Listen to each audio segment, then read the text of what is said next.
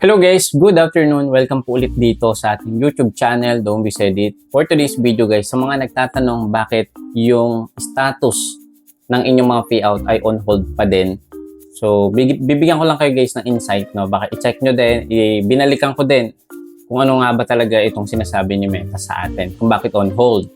Napansin ko guys, yung mga activities natin, yung mga ginagawa natin kay Facebook, yung mga videos natin, specifically, no, ay may malaking factor kung bakit yung status ay naging on hold or not payable. Okay, so punta muna tayo dito sa ating payout. Ito guys, yung expected payout natin this December 21 to 27. So, 953 times natin sa 55. So, 52,415 pesos sa loob po ng buwan ng November. So, okay na okay, good na good. And like before talaga, medyo malaki. Pero ngayon, alam naman natin, biglang bumaba yung sahuran dito sa Ads on Reels. Kung familiar kayo, nung March to February, March, April, May, February to March, talagang laki ng kitaan. Yun nga lang guys, alam naman natin, yung budget ni Mark Zuckerberg na 1 billion, nag-start pa yan noong 2020. So, late na talagang dumating dito yung news about dito kay Facebook Reels. So, nag-share lang tayo ng idea kung paano simulan itong pagko-content sa short videos. So, nag-start yan na makilala yung Facebook Reels way back 2022. Yung last quarter nung ganyang taon, nung taon na yon. And then, ngayon, eto na, pansin nyo, bumaba talaga. Pero, good thing pa din, meron pa din tayo kahit papano, di ba? So, ayan, so mapapansin nyo dito, ang biggest contribution talaga sa stars ay malaki compare sa Ads on Reels or AdBricks. Tsaka sa Ads on Reels, $3 lang talaga yung kinita natin nung November. Kasi, ilang beses lang tayo nag-upload ng short video nung November. Ngayon, kung ang status pa din ay ganito, ayan, on hold, may problem. So, isi-share ko sa inyo bakit nga ba nagkakaroon ng problem. Punta tayo sa monetization, then click natin yung stars.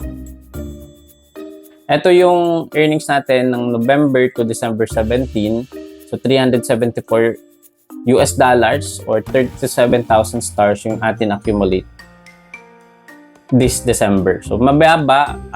I don't know kung mababawas pa yan kasi alam naman natin, hindi tayo nagkaroon ng star monetization noong December 1. Until ngayon, hindi pa rin tayo makareceive ng ayos sa stars. May glitches pa din.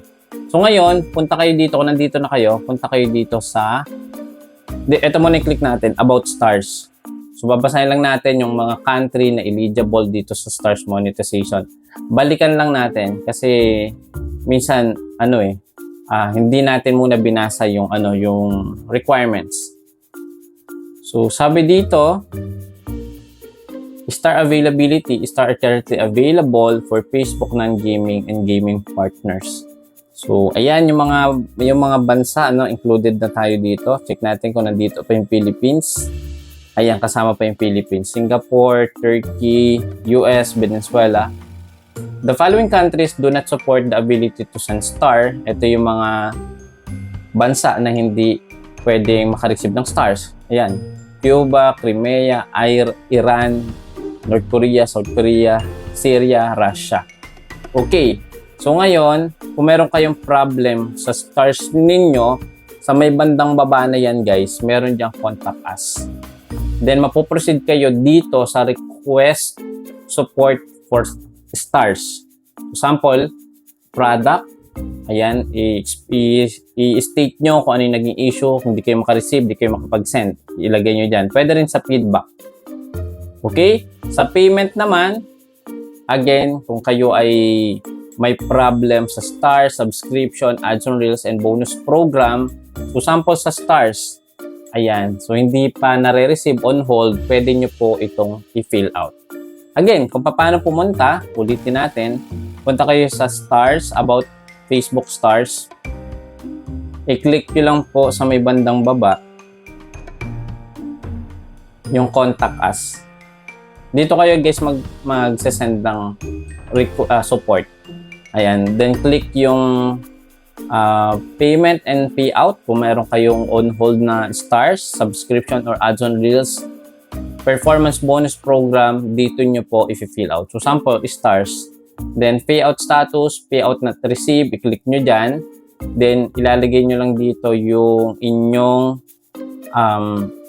pages or personal account na hindi nyo pa nare-receive yung stars ninyo.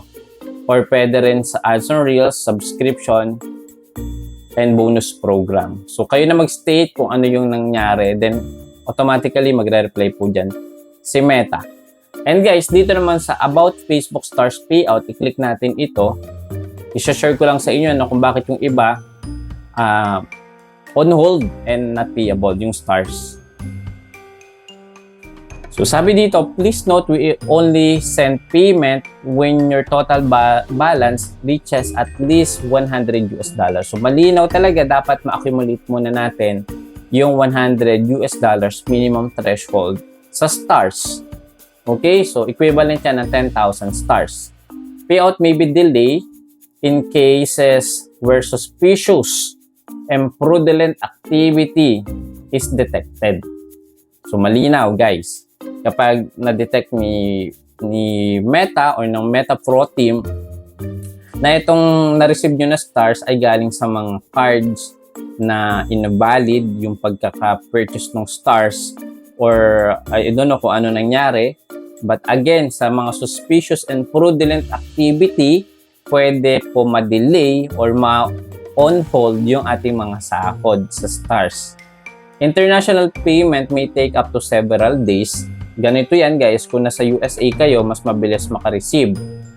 Alam ko, $25 pwede nang ma-receive kahit bangko o PayPal. Dito sa ating bansa, outside US, usually, ang payment status ng paid ay dumadating ng 21st to 23. Kapag po na-receive natin ng 23, bibilang pa tayo ng 5 to 7 business days bago pumasok sa ating bangko. For example, na-paid siya ng 23 or 22. So, Friday yan. So, expected natin 27, 26. So, yung sahod natin ngayon, expected na natin hindi aabot ng Christmas kasi 27 yan possible. So, sana pasahurin tayo ng maaga ni Meta. 'Di ba? Para happy tayo ngayong Christmas. So, yon. For US creator, you will receive your payout after cross the minimum balance of $25. Again, linawin lang natin, pag nasa USA kayo, pwede kayong makareceive ng mas maaga at mas mababa. $25 minimum lang doon. Included na yung PayPal. Si PayPal naman, kahit nasa non-US country kayo, kung PayPal yung nalink nyo, is $25. Sabi pa dito, payout may be delayed in case where, ayun na nga, suspicious activities is detected. So, mag-ingat sa mga nare-receive natin ng mga stars. Alam naman natin, di ba, ang dami nagsisend ng stars, pero hindi natin alam kung saan nga ba binili yung stars.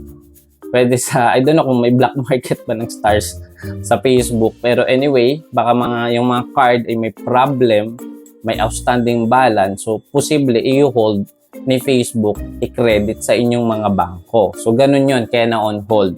Pero kung ganun pa man, kung sa tingin nyo wala namang fraudulent or illegal activities na nagawa, pwede nyo pong i-update ang inyong mga bangko. Palitan nyo yung bangko para at least pumasok yan sa susunod na buwan. Ganun yon. So, sabi pa nga dito, di ba, a payment as long as you made at least $100 for a non-US country in a given month of your cumulative months earning. For example, if you make $50 sa April and then $80 ng May, mapipaid yan ng June. So, pag kulang sa $100 minimum mapipaid yan sa next following month. So, ganun lang guys, no? So, nilinaw lang natin sa mga nagtatanong sa akin, Sir, Kuya, bakit ganun? On hold pa din, on process pa din, hindi ko pa din nakukuha yung sahod ko. Baka may mga fraudulent activities or hindi nyo pa na-update yung bangko nyo or wala pa sa minimum threshold. Sana may natutunan. Thank you so much for watching. Don't forget to follow, subscribe to my YouTube channel para sa full guide ng mga video na to. Bye-bye!